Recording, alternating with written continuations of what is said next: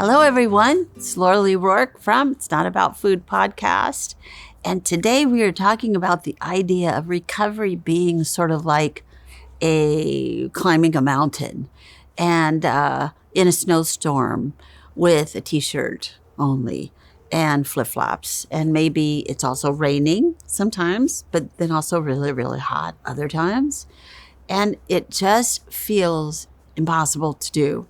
The idea of starting at the bottom of this mountain that you're going to climb, and this is really with any recovery. This could be a recovery from a heartbreak. This could be recovery from your parents dying.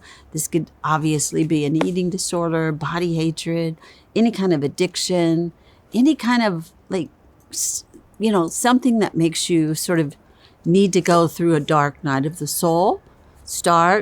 Go through the dark night of the soul, and then at the end, sort of what did you learn and how can you help yourself to go through whatever comes up in your life? Because, no matter what, even if you recover completely from an eating disorder or alcoholism, it's always something. There's always going to be something that happens that will challenge us.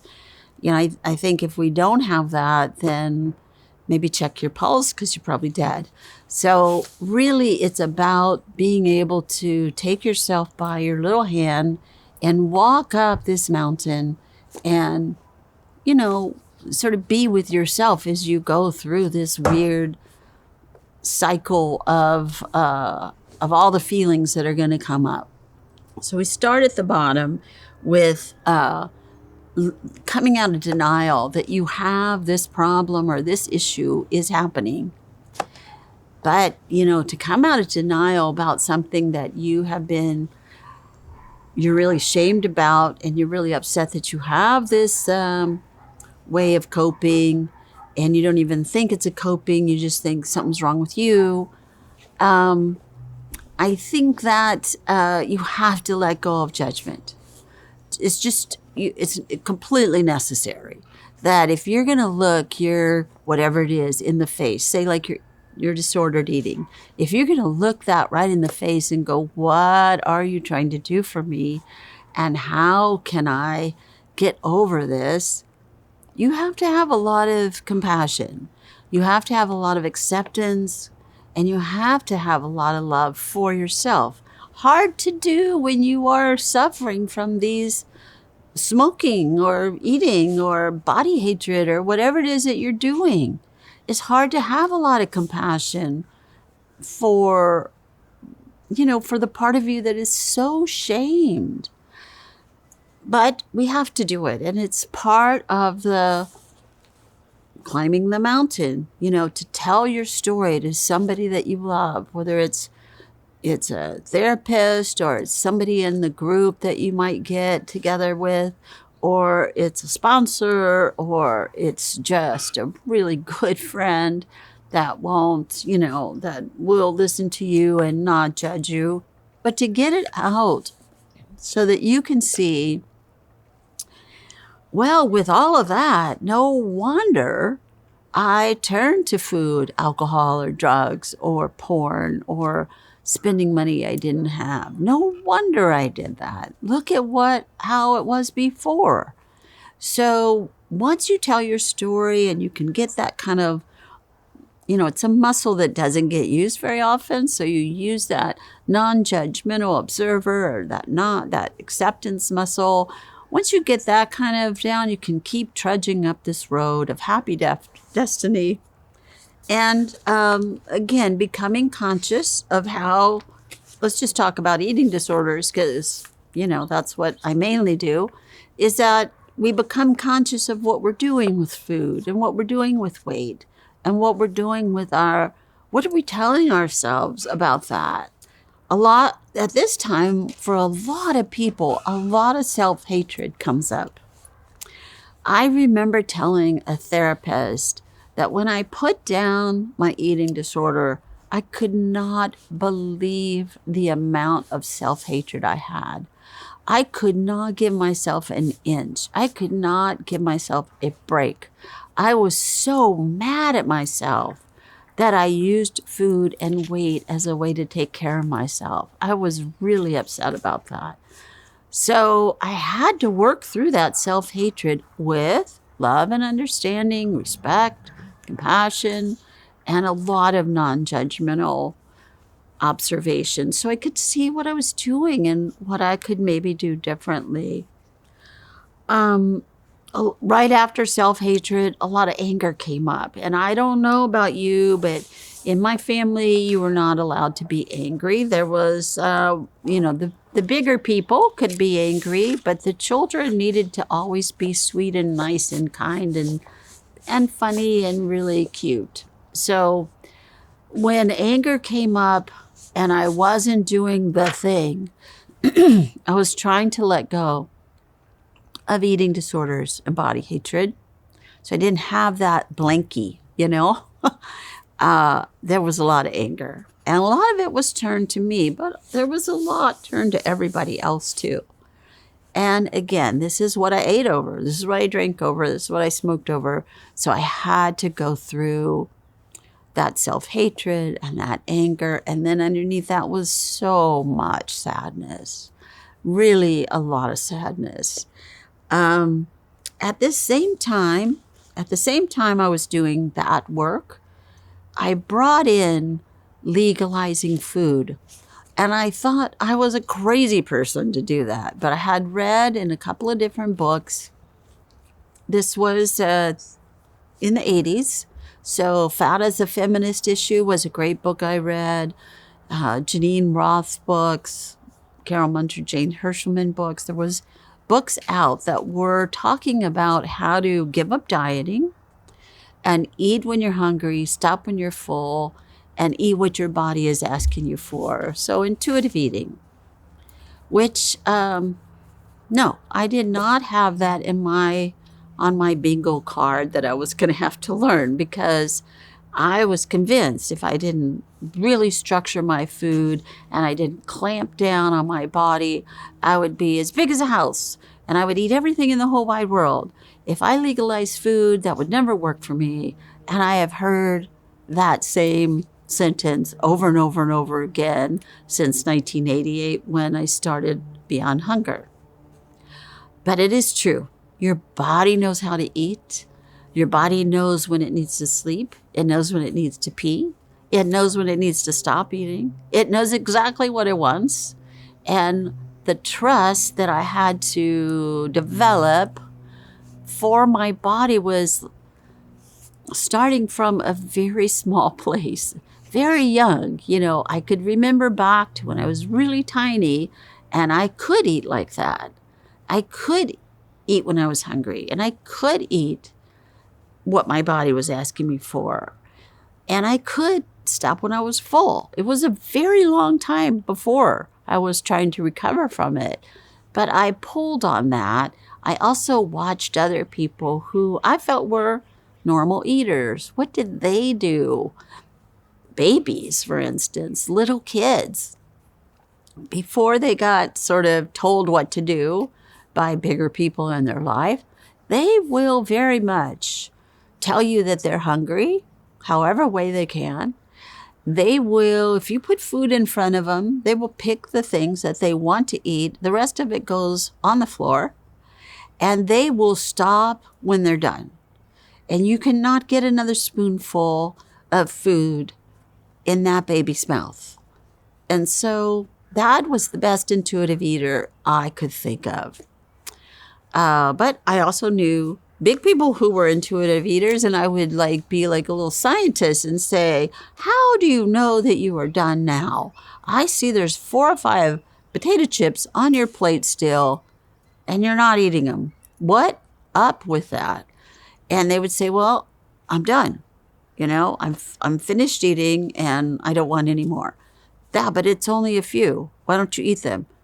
Because I don't want them. And I would have these round and round conversations with what I called normal eaters about what's that mechanism for you? How can you do that? But eventually I was able to do that. But we're talking about still climbing up on this mountain and getting the idea of intuitive eating. And there was a lot of mistakes. I ate everything in the world. I didn't eat anything. I didn't know when I was hungry. I didn't know when I was full. I didn't know what I wanted. I remember walking around a grocery store going, there's nothing in this store that I would eat. And then again, another time walking around in a grocery store saying, oh, I want everything in here. I just was learning who I was as an eater. And that was news to me. You know, I had been able to do it as a little kid, but it was hard to do as an adult for me. So I would also start to rebel against that idea of eating when you're hungry and stopping when you're full, because I turned it into a diet. So I was on the eating when you're hungry, stop when you're full diet, which then I would rebel and not, say out with this diet, because I still had underneath it all this body hatred that was convinced, this part of me, that if I were able to eat what I wanted and stop when I was full, I would get as big as a house. So I had to let go of the diet mentality, which, that's sort of like letting go of your need to breathe. If you're a professional dieter, which I, of course, was. And again, I hear this all the time from my clients. All the time. If I really let myself eat, I'll just gain weight forever. But it's not true. Eventually, you'll feed yourself well. You'll feed yourself what your body needs.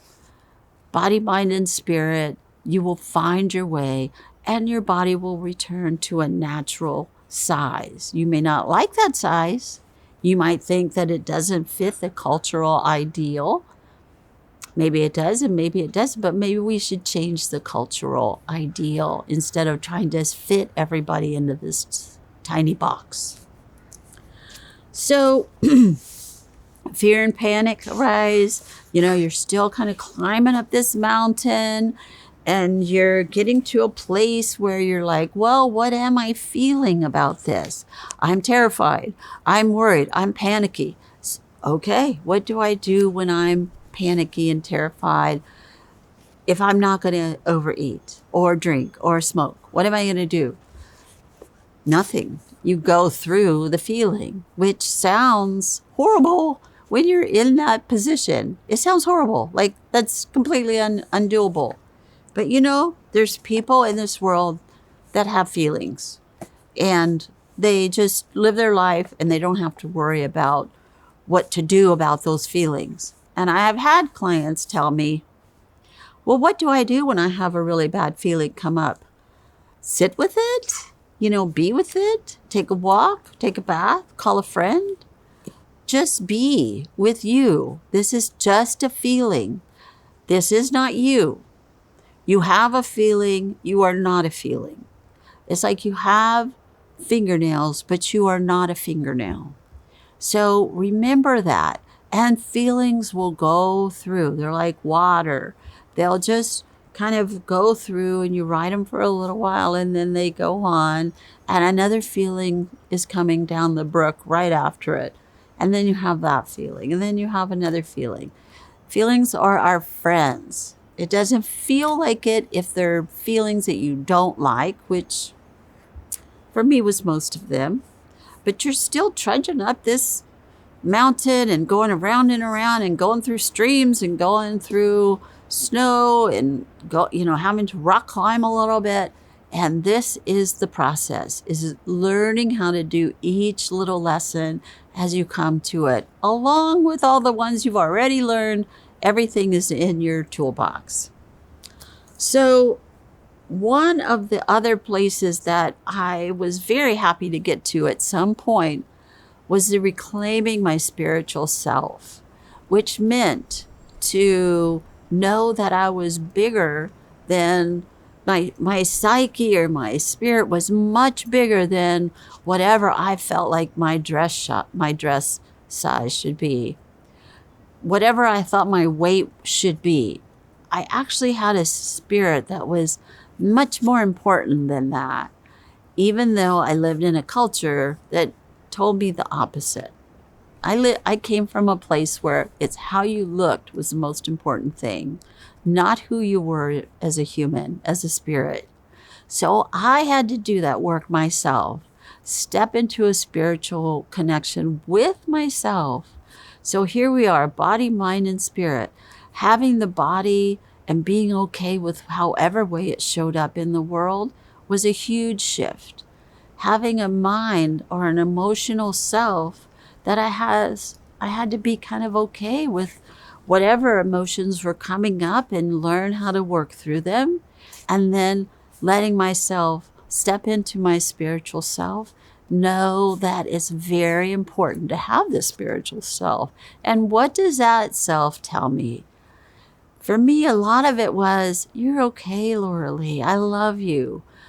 You're going to get through this. Like sort of having a coach, that told me this might be really hard for you, but you're going to get through it and it's going to be okay and you'll be better for it. So I learned how to do this good caretaking with how I spoke to myself, how I took care of myself, and how I was kind of just okay with me, Eventually, I loved me, but it took a long time to get there. I wasn't in love with me when I first started this, not even a year in. But after a long time, I would take care of myself. I would love me unconditionally, something I did not have before. And I would stay with me as I went through whatever dark night of the soul I was going to go through. So I expanded my self-love and trust. I expanded my ability to have emotional issues and being able to work through them and get help when I needed it. I had a very good therapist, and then I was able to stop therapy for a little while, and then stuff came up and I went back into therapy, and I would just sort of trust myself to know what I needed at any given time. So at this point, I would get up to a place, we call it the top of the mountain, the very tip top, where I had all the feelings.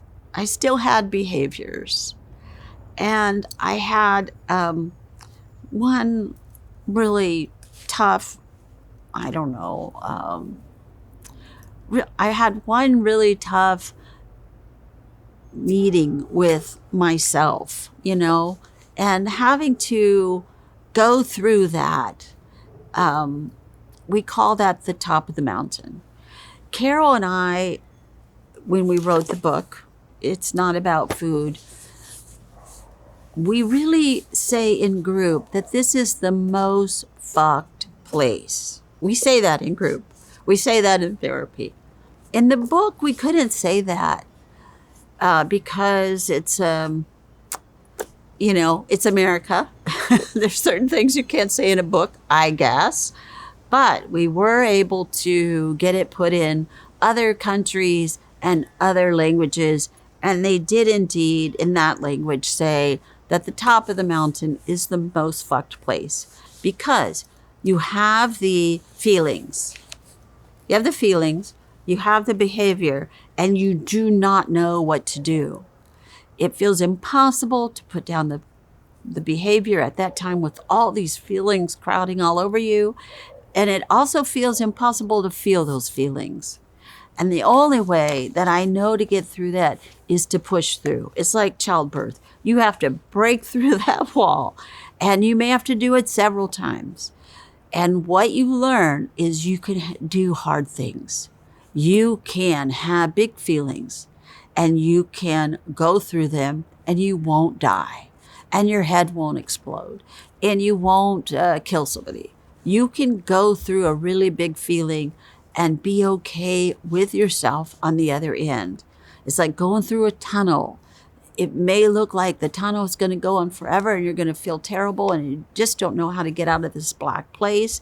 But you keep showing up for yourself with love and understanding, compassion and respect. You keep feeding yourself when you're hungry. You keep tuning into your spiritual self. You keep having your feelings. You will get through that tunnel. And then we go down the mountain. And down the mountain is where you're really starting to use all the tools that you had coming up the mountain and sort of becoming who you truly are. Who are you as a person? Who are you as a spirit? Who are you as an eater? Who are you as a mom and a sister and a daughter and a son and a cousin? Who are you in the world? What's important to you? What is your path? That's when you get to really figure out, what are you going to do, as Mary Oliver says, with this one wild life? If, I was a bulimic. So if I trusted myself enough to get my head out of the toilet and eat like a kind of like a normal person, whatever that was, I didn't even know, then I could also dream about, do I want to go to school? Do I want to start a business? Do I want to make that skirt? It opened up the whole world for me once I could put down these things that were actually killing me slowly and sometimes quickly for others. So I mourned the loss of my eating disorder in a way, because I didn't have that, that rope to catch me as I would sort of go down the rabbit hole. But I learned again how to take care of myself. I didn't lose anything. I gained a lot. Diets are about losing something. They're about deprivation. White knuckling sobriety, or say, I'm putting down cigarettes and I'm not going to smoke one day at a time, and yet every day, every minute you want to have a smoke. That is not what I wanted. I wanted true recovery, where these things might come up. Why don't you eat a whole cake? But I didn't do it for the love of me. For the love of me, a whole cake was probably not going to be great. A piece of cake, no problem. But a whole cake, a whole frozen cake over the sink at 2 a.m., I probably wasn't hungry for that. So I just noticed around this time, I'm coming down the mountain and I'm still kind of fording a stream or walking down a cliff or whatever I'm doing. And I start to notice that I have a transformation relationship with my body, with my soul, and with my food, and with my feelings. And everything is going along okay. And if I overate, or if I thought about going on a really severe diet, or if I thought maybe a good idea is to start doing heroin, I would see that as a signal for help. Not that I was bad and wrong and what in the hell is the matter with me that I can't recover from something. That might be my knee-jerk reaction, but really what saved me was, I'm sorry you're having a hard time. I see that you're thinking about doing these things. I love you very much. What do we need to do? Do we need to get help? Do we need to just sit with ourselves and go through this? What do we need? And I would take it like me and me were we, that there was a part of me that wanted to run and hide from problems. But there was another bigger part of me that said, people have problems. I have problems. It's okay. It's not going to kill me. I can get through this problem. I can be on my own side. What happens at this point, as you keep going, sort of around the spiral, around the mountain, up and down the mountain, over here, over there, is at the very last thing that happens to a lot of us that had eating disorders, is you go to your natural weight.